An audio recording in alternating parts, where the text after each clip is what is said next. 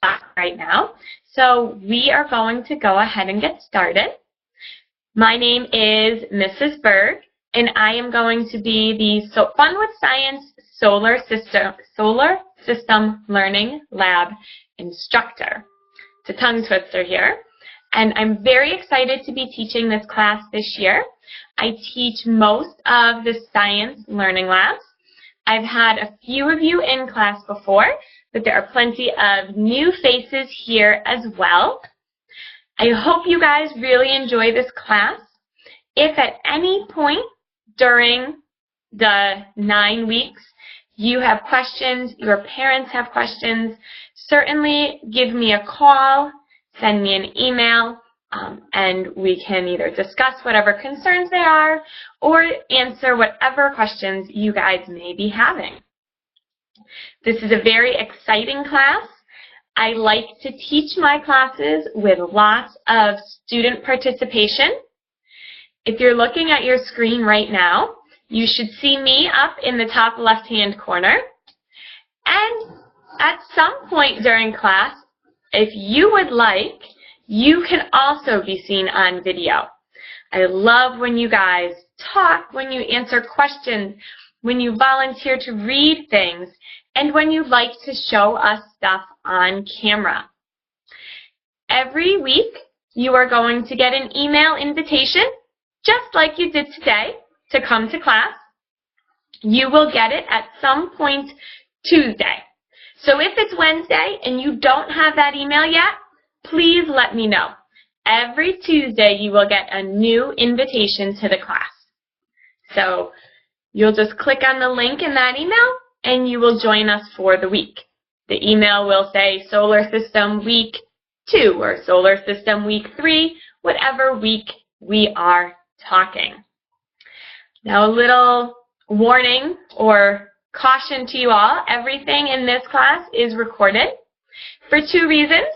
One, so that if you do have to miss a class, you are sick, you have an appointment, your power goes off and your internet is not working, you will be able to go back and watch the video. And also, if we do something really cool, say we are talking about, well, today we're going to be talking about the history of astronomy, and you're trying to describe it to your older sister, and you just can't remember one of the facts we talked about, you can go watch the video or watch part of the video, and it will remind you of the really cool fact we talked about. So it's a great feature. After each class, I'm going to put the recording up in Moodle for you to watch. So does anyone have any questions about sort of how the learning labs are set up? If you do, go ahead and on the bottom of your screen, you should see a little hand button. Go ahead and raise your hand. If not, we are going to go ahead and jump right into the solar system. So if you have a question, raise your hand. Hello, Alexandria. I'm glad you were able to join us. We are just about to get started.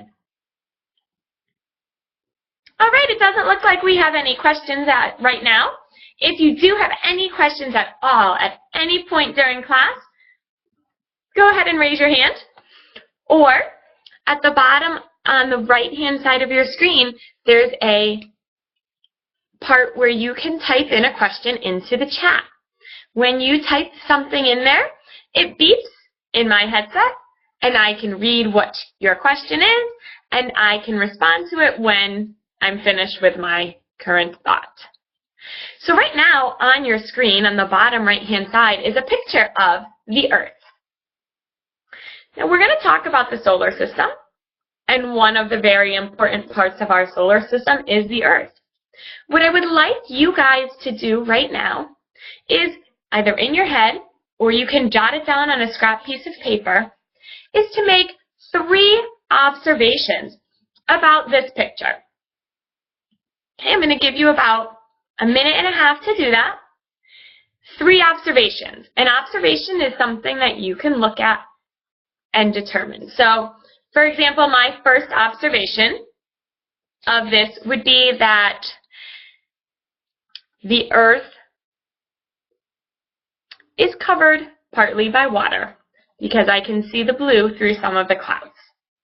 So go ahead and make 3 observations about the picture on your screen.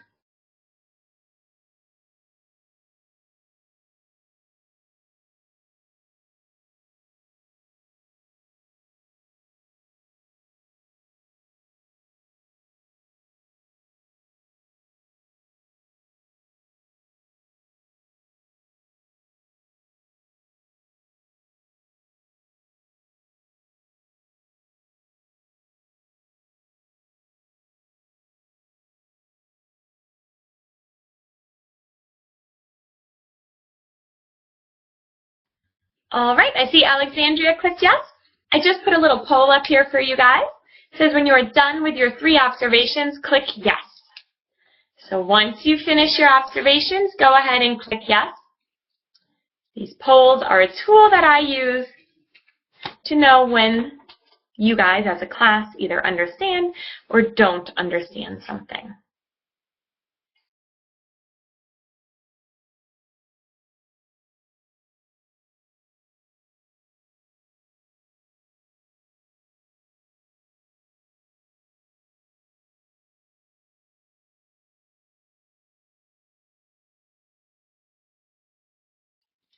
Okay, it looks like I'm just waiting for one more person to finish their observations.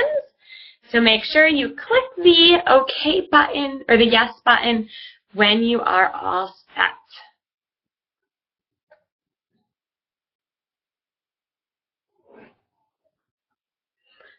Fantastic. Okay, is there anyone who would be willing, by talking, to share one of their observations with us? Go ahead and raise your hand. All right, Victoria, go ahead and share one of your observations with us, please. One of my wait, can you hear me? Okay. One of my observations was kind of like yours, but the Earth is mostly covered with water. Awesome, great job. Carlisle, would you like to share one of your observations with us?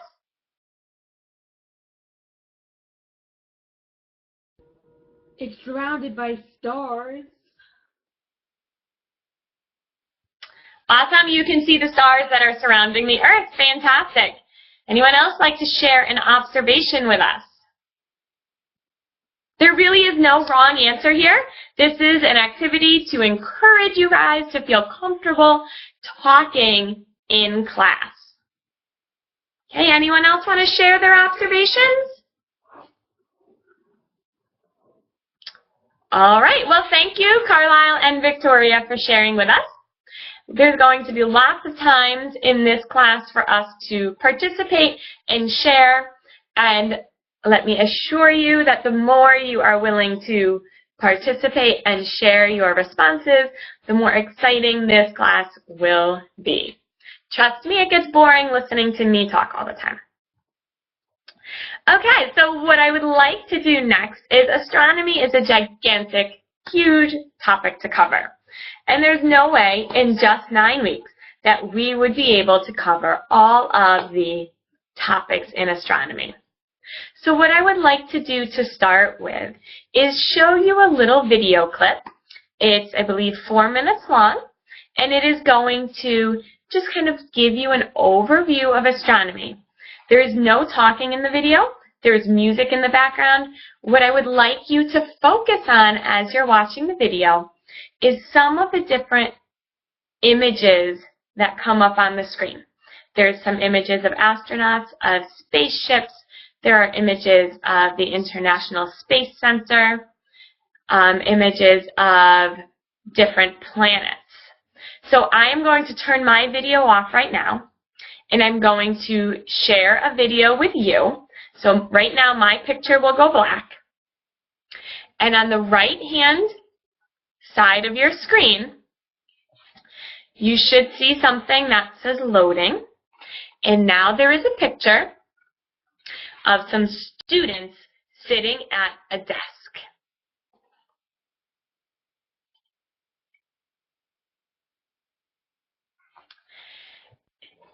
Now, the student sitting at the desk should be in the top right-hand corner of your screen. Right above that is a purple toolbar. On the right-hand side of that purple toolbar, there is an arrow that points up and to the right. If you click on that, the student sitting at the desk should now take over most of your screen.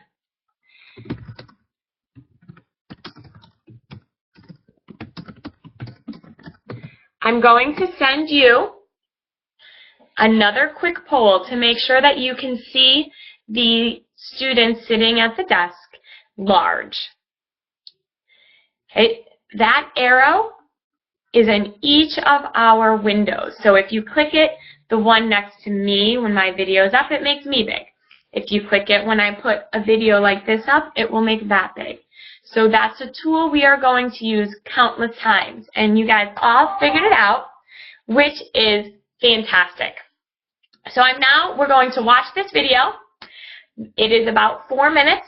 Remember, I want you to pay attention to what you think looks interesting in terms of something to talk about or something to study in this video.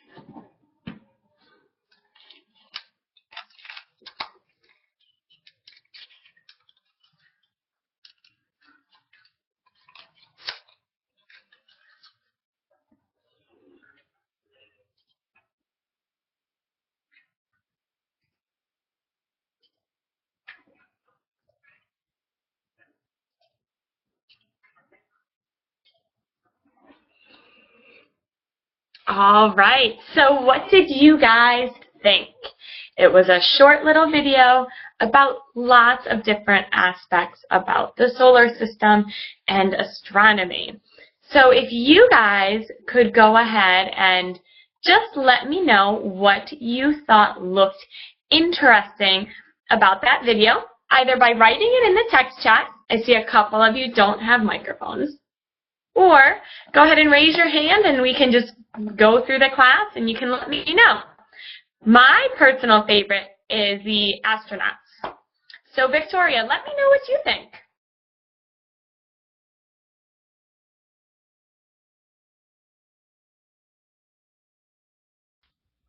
A couple of my favorite parts were when the astronauts were first getting on their suits, when the ship was blasting off, and then all those pictures of the weird planets. Well, not weird, but that blue planet that looked like it was on fire, and then they just looked interesting, and they drew me to, well, they took my attention pretty much. Perfect, great. Anyone else want to share what their what they thought looked like the most interesting part of that video? Mohammed, go right ahead.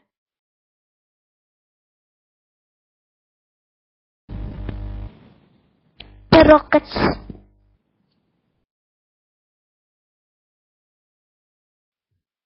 You know what? Let the talk button come up first, because I heard your voice, but I just heard the very end of it.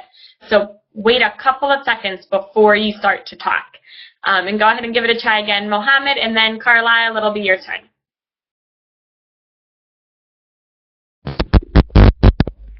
I like the rockets a lot.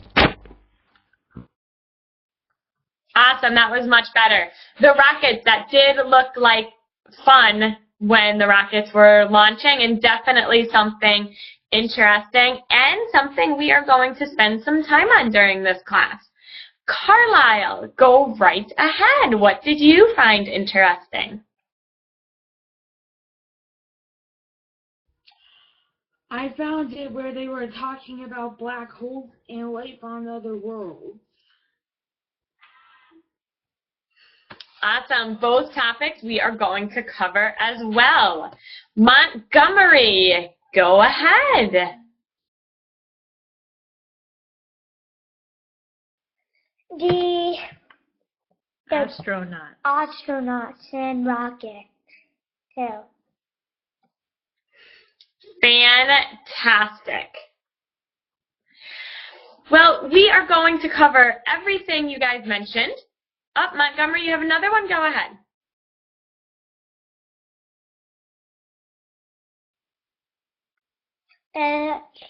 Wait, is Macronic? Wait, what guy his name is? Mohammed. Is Mohammed that new person who just came today? It's someone in the class. I don't recall whether he was there at orientation or not. So, great, all things we are going to cover, and we are going to go ahead and get started today by talking about the history behind astronomy. So on your screen right now, you should see me on the video. Next to me where your video was that we just watched, you should now see something that says Fun with Science Solar System. I'm going to make that larger again just because it's easier for me to read. You do not need to be looking at my video the entire time. If I'm going to show you something, I will certainly alert you of that and let you know to go back so you can see my screen. I will be here the whole time, but you don't need to be able to see me the whole time. So let's take a look first at some classroom expectations for you guys. And it's for all of us. Be on time for class. You expect me to be here on time. I expect you to be here on time. If there's some reason that you are going to be late and you know about it ahead of time, just go ahead and send me a quick email just so I know not to wait or if you're going to be absent. We need to remember to be respectful of each other with our words and our actions. Okay, when you go on to the microphone, everyone in class can hear you. I want to make sure everyone says positive things. We are not going to be having any negativity in our class. Okay, the same thing if you are going to come onto video. Make sure that whatever you are wearing is appropriate, and make sure that you have all appropriate actions while you are on the camera. If you notice, I was wearing a headset. The headset makes it a lot easier for you guys to understand me. If you are going to try to talk on the microphones, it's much easier for us to understand you with a headset. It is not required, but if possible, it's great for you to have a headset. Mine cost about $15 from Staples. You can get them virtually anywhere, and they do not need to be expensive ones to work well. Okay, if you have a question, raise your hand. This is a little bit different than a regular classroom. You know, you're not all sitting in front of me. I can't tell if you have a puzzled look on your face or you just look confused. So you need to let me know that, either by raising your hand, putting something in the text chat. I have no problem explaining anything that we talk about, but I need to know that you need it explained better or in a different way.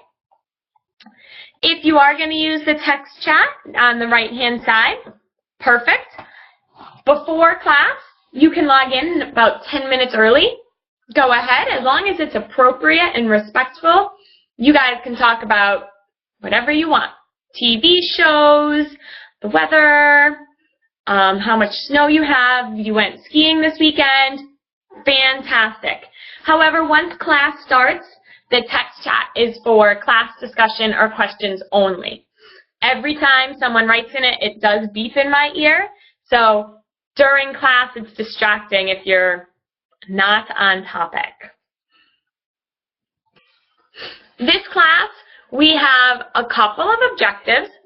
The first one for today is to identify contributions of given astronomers to the study of the solar system and the universe. And at the end of class for homework this week, you are going to write a summary of research done on an astronomer selected by you.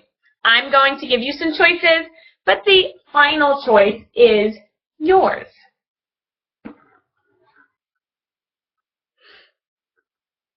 Oh, go ahead, Sophie.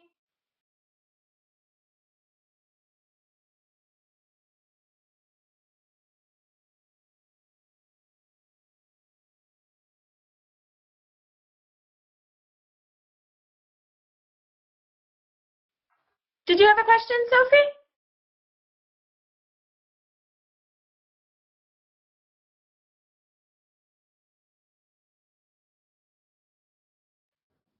All right, I'm guessing not. So let's go ahead and get started. The solar system contains the 8 planets, other smaller objects such as dwarf planets, comets, meteoroids, and comet dust.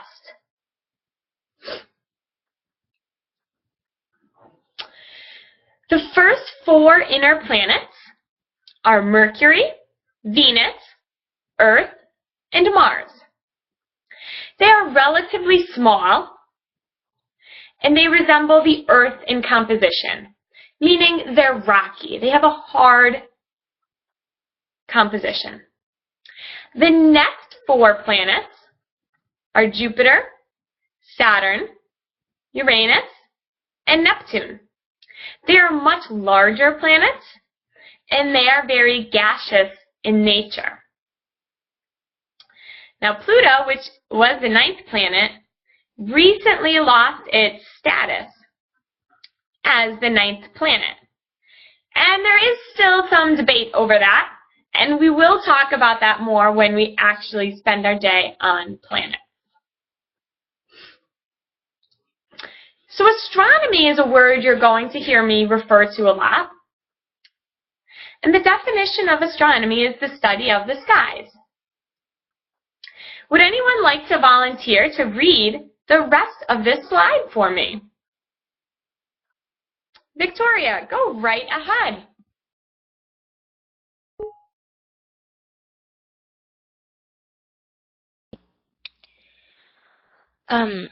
The definition, the study of the skies.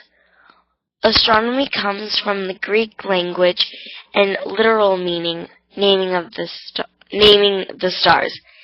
Dates back to the earliest civilizations. Even the ancient Aztec people based their calendar on their observation of the skies.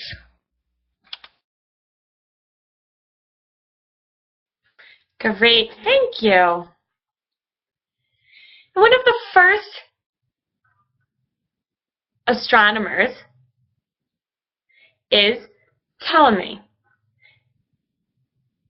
He was alive from 90 to 165 AD. He's a Greek astronomer who believed that the Earth was the center of everything, and the sun and the stars circled around the Earth. Now, we know now that that's not true. But this was the first major accepted idea about astronomy. Next came Copernicus. Now, Copernicus was a Polish astronomer who discovered that the Earth and all the other planets traveled around the sun. So it took over 1,000 years, and various astronomers in between these two. But Copernicus modeled what he considered a new model of the solar system, with the sun in the center. The next major astronomer was Hans Lippershey, who was a Dutchman who invented the telescope in 1608. The story behind how he invented the telescope is that he was watching his children play with his eyeglass lenses and noticed that they magnified things differently depending which way you looked through them. Through lots of trials, he ended up with a telescope. Telescopes have been an important tool in astronomy ever since then. They are certainly much more refined now and are much better, can see much farther, and with much more accuracy. But the main idea for the telescope was invented in 1608. Next, we have a name that is probably very familiar to you, and it is Galileo. Galileo is the father of modern astronomy.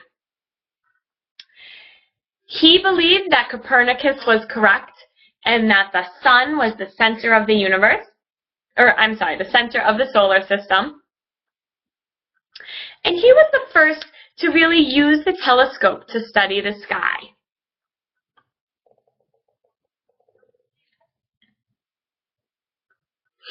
Sir Isaac Newton, another name that is probably very familiar to you, was an English scientist who's credited with many things, one of which is discovering the law of gravity. Carlisle, you have a question?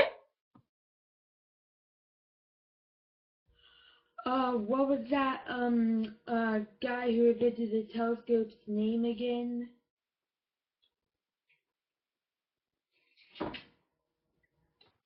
I just put it back on the screen. It is Hans Lippershey.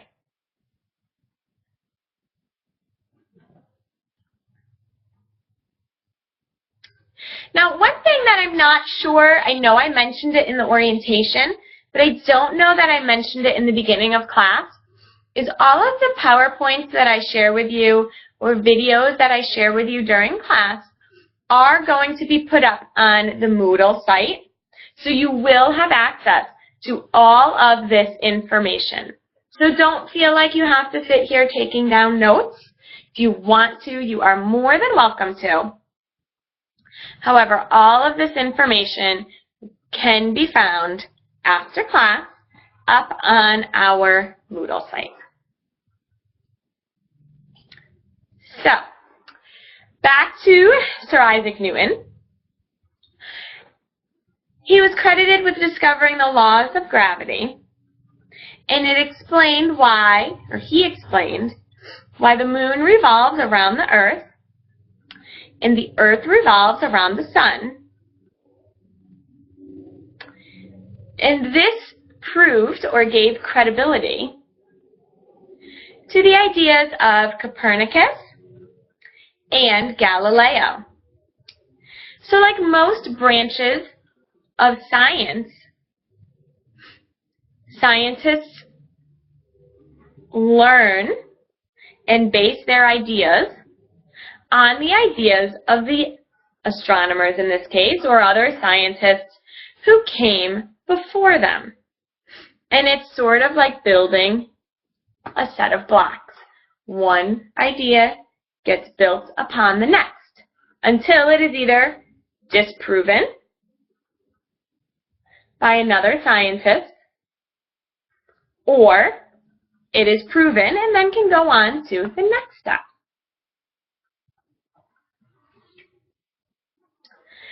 So what they didn't know then that we know now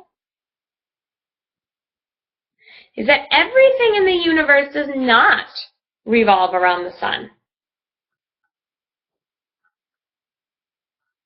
Take our moon, for example. Our moon revolves around the earth. Comets do not revolve around the sun.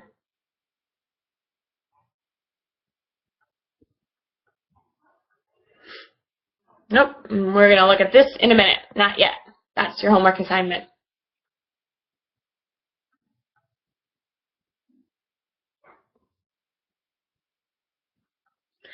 So we are going to go back to that very first image that I had on your whiteboard screen, the image of the earth.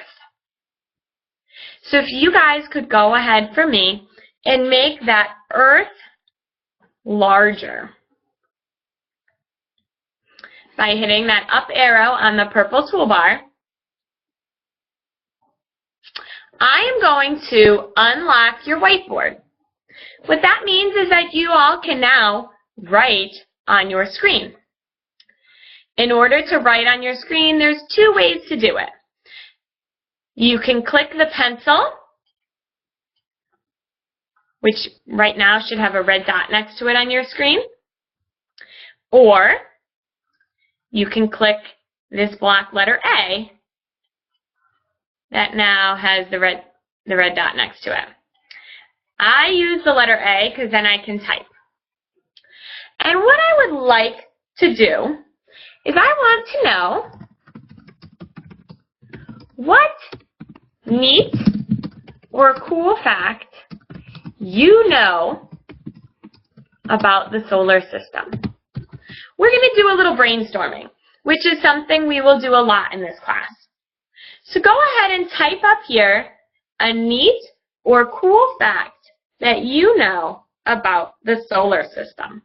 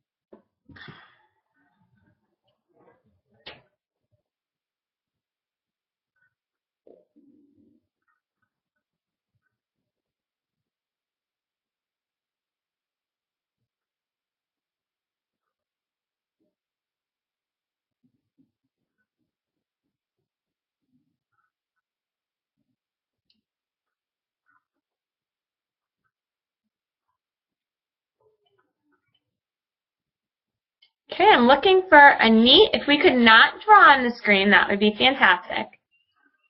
I'm looking for a neat or a cool fact that you know about the solar system.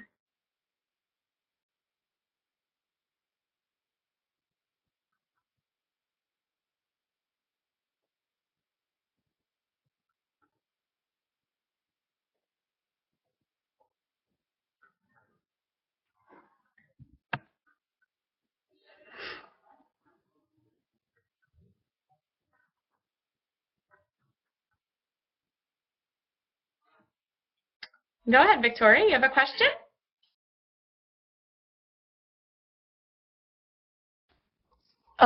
It's not letting me type. I'm trying to click on my text and it's not letting me type anymore onto my text.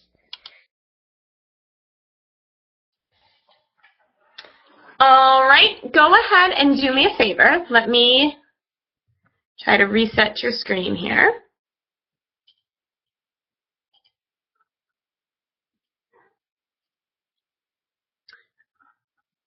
Okay, go ahead and try that again. Click on the block letter A that says text block. It is the 1, 2, 3, 4, 5. It is the 7th square down. And go ahead and see if that works now.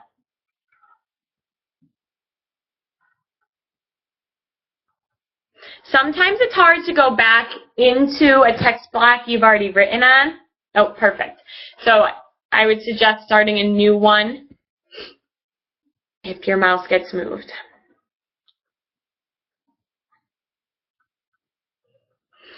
Okay, so these are definitely some cool facts that you guys have put up here. And we're going to go ahead and take a look at each other's facts. So I'm going to stop you guys from writing. Oh.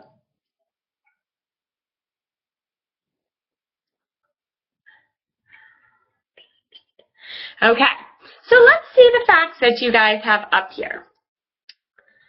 The first one over here is that the solar system, oh, I must have stopped. Dark matter makes up about 25% of the universe. Many planets, like Jupiter, are gas giants, which means they are primarily or completely made of gas. Great job, Chase. The Milky Way galaxy, the one we live in. Great job, Victoria. All right, so those are some great facts. Thank you very much, those of you who participated in putting those up there. Fantastic. Now, we went through a little bit of the history of astronomy. I would like to talk to you guys in a little bit more detail about one of my favorite astronomers, whose name is Antonia Maury. She is a female astronomer. She lived in the 1800s, and she was one of the first major women astronomers. Okay, and I don't have a PowerPoint or anything made up on her. I'm just going to kind of tell you some stories about her and why I think she is cool. So she lived in New York. Her father was a minister. She went to Vassar College and she graduated in 1887. She is known as a spectral star, was sometimes what her nickname was. She was responsible for cataloging and computing this light spectrum of the stars in the northern hemisphere. So not all of you live in the northern hemisphere, but for those of you who do live in the northern hemisphere, when you look up at the stars, some are bright and some are not so bright.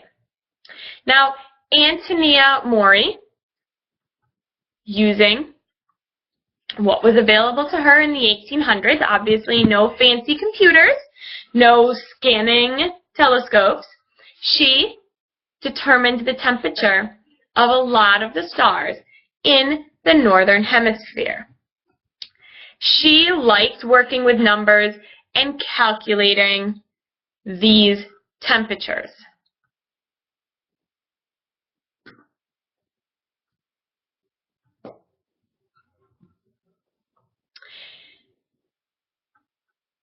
She also, oh, 1 second, Montgomery.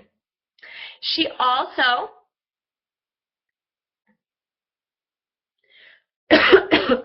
worked in other parts of the solar system and looked at stars in other spots, but she did not go into the southern hemisphere.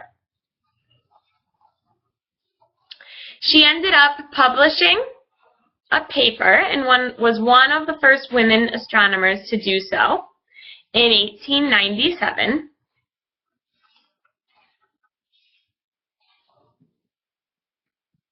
She was the first in astronomy to label and give a name to Ursa Major.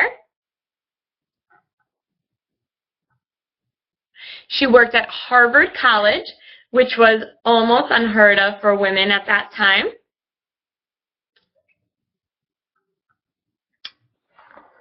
So she is one of my favorite astronomers. Mohammed, you had a question?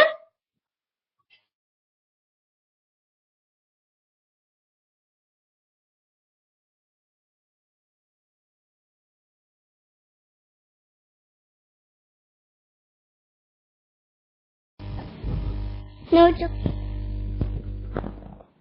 No, it's okay. No, you're all set? Okay. What I would like to do now is I would like to break you guys up into 2 different groups. So I'm going to go ahead and make 2 groups.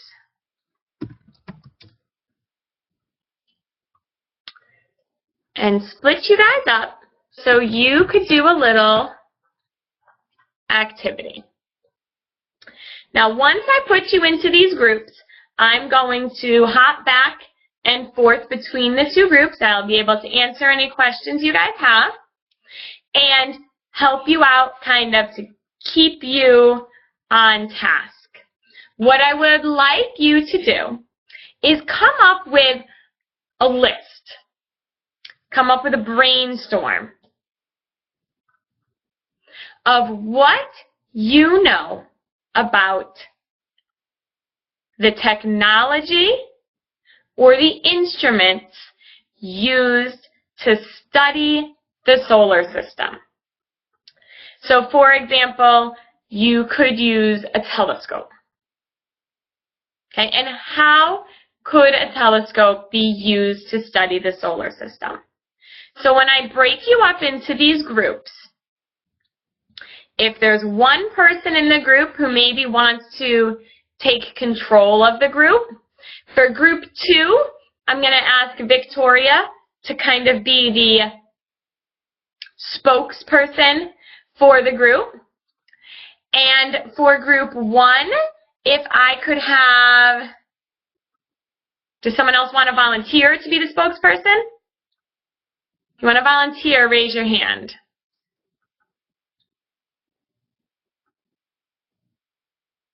All right, great. Thank you, Carlisle. Group 1 spokesperson is going to be Carlisle. And what you are going to do is I'm going to give you 5 minutes. So at 12:50, I'm going to close the groups and you'll be back into the main class. What you are going to do is you are going to come up with a brainstorm of tools that scientists use to study the solar system. Okay, and like I said, I'm going to be going back and forth between the 2 groups to help with any questions.